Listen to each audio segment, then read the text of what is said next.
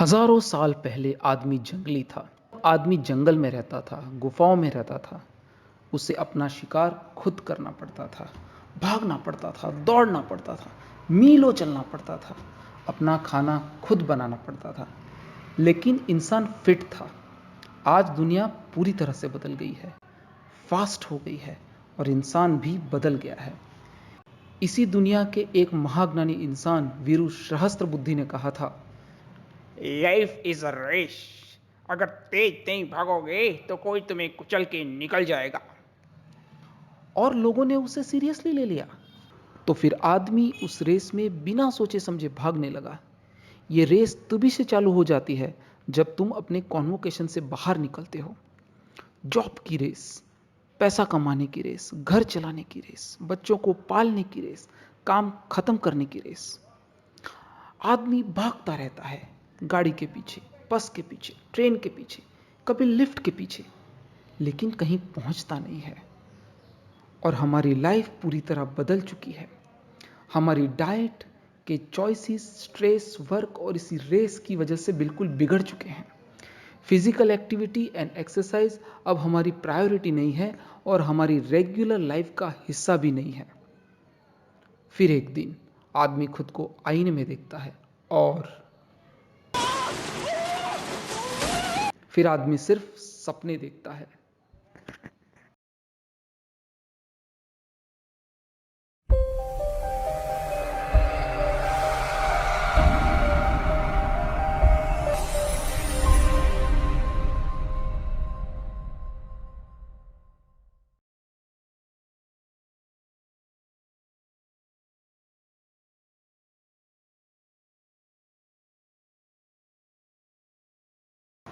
Hello friends, welcome to the silly myths. सपने किसके नहीं होते। पिछले वीडियो में मैंने मोटापे और ओबेसिटी के बारे में बताया था। तो बहुत से लोगों ने मुझे पूछा कि हमें वजन कम करना है, फिट होना है, तो आप उसके बारे में बताइए। तो ये वीडियो उनके लिए है जो बदलना चाहते हैं, फिट होना चाहते हैं। तो देखते रहिए सिली मिथ्स। वीडियो चालू होते ही मैं आपको बता दूं कि आज हम एडल्ट ओबेसिटी के बारे में बात करेंगे।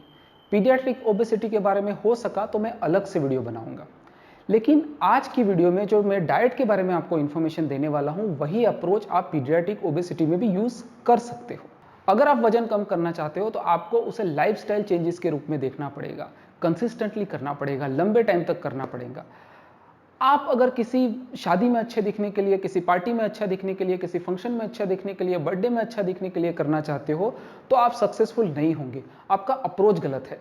ज्यादातर लोग फेल हो जाते हैं रॉन्ग अप्रोच की वजह से। आप मोटे हो कि नहीं ये जानने के लिए आप बॉडी मास इंडेक्स यानी कि बीएमआई का इस्तेमाल कर सकते हो। मैं वीडियो के डिस्क्रिप्शन में उसका लिंक दे रहा हूं और मैं आपको करके दिखाता हूं कि उसको कैसे करते हैं। पहले तो उसको खोलिए, फिर अपनी एज डालिए। आप मैट्रिक सिस्टम का यूज़ करना क्योंकि इंडिया में हम वही यूज़ करते हैं। फिर आपको बताना है आप मेल हैं कि फीमेल है। अपना हाइट और अपना वेट डालना है। फिर उसको कैलकुलेट कीजिए। अगर आपकी वैल्यू 25 के अबो आती है तो आप ओवरवेट हैं। अगर आपकी वैल्यू 30 के अबो आती है तो आप ओबेज हैं। मेरा 22 दिखा रहा है, लेकिन आपको दूसरे कॉम्प्लिकेशंस हैं, जैसे कि आपको कमर दर्द है, आपकी तोंद बड़ी है, आपके जॉइंट पेन हो रहे हैं, आपको डायबिटीज़ है, आपको प्रेशर है, आपको वीकनेस है, आप जल्दी थक जाते हो। तो आपको बॉडी मास इंडेक्स नॉर्मल होने के बावजूद भी वजन कम करने और फिट होने की ज़रूरत है। अब आपको पता चल गया कि आप मोटे हो, ओवरवेट हो, ओबेज हो। अब क्या करना है आपको? अब आपको अपनी कैलोरी रिक्वायरमेंट जाननी पड़ेगी। वो कैसे जानेंगे? उसके लिए आप कैलोरी कैलकुलेटर यूज कर सकते हो, जिसका लिंक मैंने डिस्क्रिप्शन में डाला है और मैं अपना एग्जांपल देके आपको करके दिखाता हूं। मेट्रिक यूनिट्स यूज करना है आपको, उसमें एज डालनी है, वेट डालना है, मेल फीमेल डालना है, अपनी हाइट डालनी है और उसके बाद आपको अपनी एक्टिविटी का लेवल डालना है। यहाँ पे आप गलती मत कीजिए, क्योंकि ये अगर आप गलत चूज करोगे तो आपकी कैलोरी रिक्वायरमेंट गलत आएगी। मैंने डाला, अब कैलकुलेट कीजिए। मेरा दिखा रहा है 2111।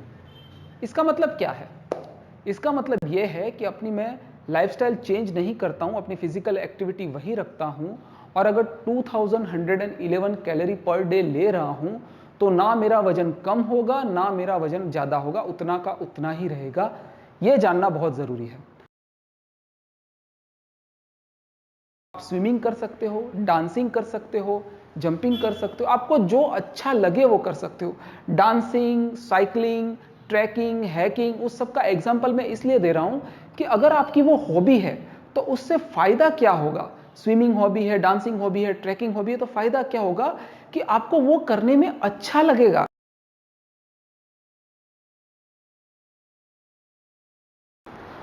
अगर मैं अपनी रिक्वायरमेंट से 500 कैलोरी रोज कम ले रहा हूं तो डे बाय डे क्या होगा कि मेरी जो बॉडी की डेफिसिट है कैलोरी वो बढ़ती जाएगी। एक बार वो 3500 कैलोरीज हो जाएगी तो मैं ऑलमोस्ट 1 पाउंड मतलब 450 ग्राम जितना वेट लॉस करूंगा। It's a good sign. अगर आप उसको लंबे टाइम तक करते रहे हो तो आप धीरे धीरे ज़्यादा वेट लॉस करोगे। एक बात और, इस कैलोरी डेफिसिट की फॉर्मूले से आप वेट लॉस कर रहे हो, आप सक्सेसफुल हो रहे हो, लेकिन थोड़े टाइम बाद आपका वेट लॉस की जो प्रक्रिया है वो थम जाएगी। ऐसा क्यों? मेरा एग्जांपल देता हूं कि मैंने जो इनिशियल कैलकुलेशन किया था वो 65 केजी पे किया था। कैलोरी वैल्यू, कैलोरी डेफिसिट, वो सब 65 के हिसाब से था। अब मेरा वेट लॉस हो गया, अब मैं 60 पे आ गया, तो क्या होगा कि जो मैंने 65 के हिसाब से कैलोरी का कैलकुलेशन किया था वो 65 पे काम नहीं करेगा। 60 पे मेरी कैलोरी रिक्वायरमेंट और कम होगी, तो मैं उसी 2000 कैलोरीज पे ऊपर चलता रहूंगा, तो 60 के बाद मेरा वेट लॉस होना बंद हो जाएगा। तो मुझे क्या करना पड़ेगा कि मुझे वो कैलकुलेशन फिर से करना पड़ेगा, 60 केजी के ऊपर करना पड़ेगा जो 2000 से कम आएगा, और मुझे उसके ऊपर सेट होना पड़ेगा अगर मैं वेट लॉस करना कंटिन्यू चाहता हूं।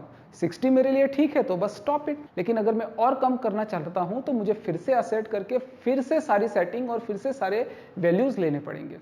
एक चीज ये रह गई कि अगर मेरे लिए 2000 कैलोरीज ठीक हैं, पर मैं कुछ भी खा सकता हूं क्या? क्या मैं 1000 कैलोरी वाले 2 पिज्जा रोज खाता रहूंगा तो मेरे लिए ठीक रहेगा? नहीं, वो बात ठीक नहीं है।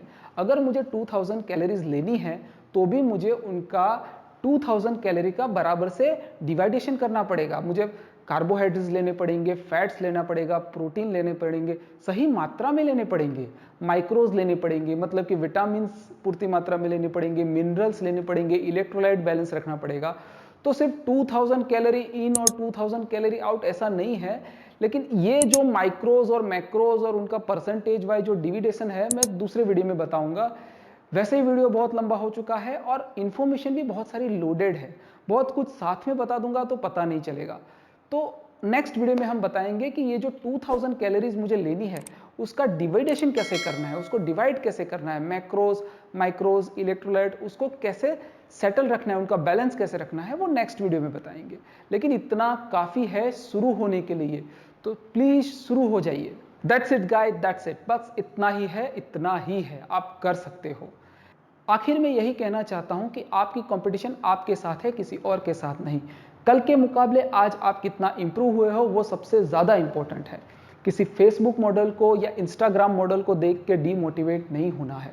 हमको नहीं मालूम है उसकी जर्नी क्या है, उसने कितनी मेहनत की है, या फिर 500 फोटो खींच के एक परफेक्ट फोटो उसने इंस्टाग्राम पे डाली है, ये हमको नहीं मालूम है। आपको अपनी जर्नी को एंजॉय करना है। किसी ने सच ही कहा है, सफ़र का मज़ा मंजिल में नहीं, खुद सफ़र में है। Good bye.